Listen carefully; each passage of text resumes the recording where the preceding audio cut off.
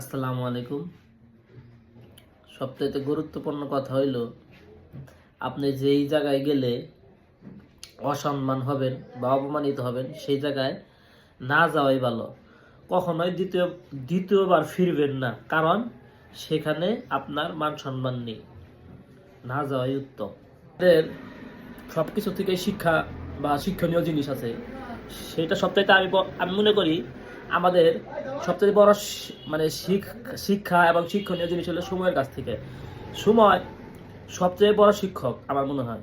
সময় সবচেয়ে বড় শিক্ষক, কারণ সময়ের কাছ থেকে আমরা মানে ক্ষণে ক্ষণে অনেক কিছু শিক্ষা পাই। এই সময় আমাদের অনেক কিছু শিখায়, এটা আমি মনে করি। সব কিছুর কাছে শিক্ষা আছে, কিন্তু সময় আমাদের অনেক কিছু শিক্ষা দেয়। তবে আরেকটা জিনিস সেটা হলো, এই সময় সব সময় এক থাকে না, মানে মানুষ পরিবর্তন হয়।